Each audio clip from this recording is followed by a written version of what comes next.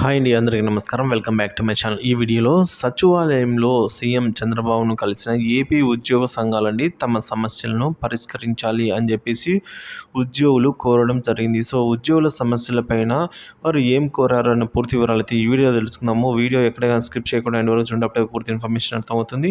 అలాగే వీడియోకి ఒక లైక్ చేయండి. ఇక వీడియోలోకి వెళ్తే వెళ్ళిపోదాం. 5 ఏళ్ల తర్వాత సీఎంను కలిశాం. బాబు ఎదుట సచివాలయం మీడియా ప్రతినిధులు సంతోషం.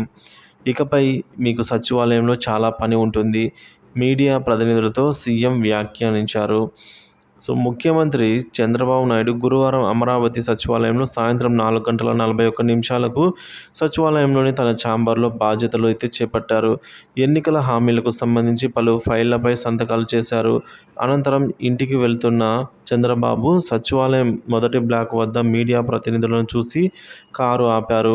కారు దిగి ముందుకు వచ్చి మీడియా ప్రతినిధులను పలకరించారు. సీనియర్ రిపోర్టర్లను పేర్లతో పలకరించి ఎలా ఉన్నారు అని ఆప్యాయంగా మాట్లాడారు.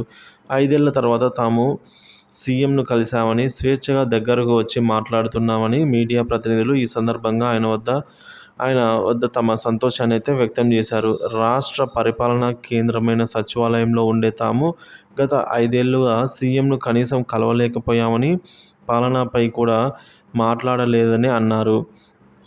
సచివాలయంలో వార్తలు కవర్ చేసే తాము 5 ఏళ్ల తర్వాత సీఎంను కలిశామని నవ్వుతూ వ్యాఖ్యానించారు.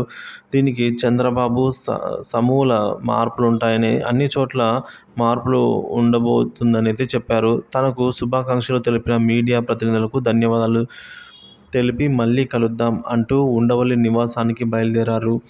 అలాగే తనను చూడ్డానికి వచ్చిన వృద్ధుడిని చంద్రబాబు కారు ఆపి మరీ అభివాదం చేస్తూ ఉద్యోగులకు అభివాదం చేస్తూ ముందుకైతే ఈ విధంగా సాగారు ఫ్రెండ్స్.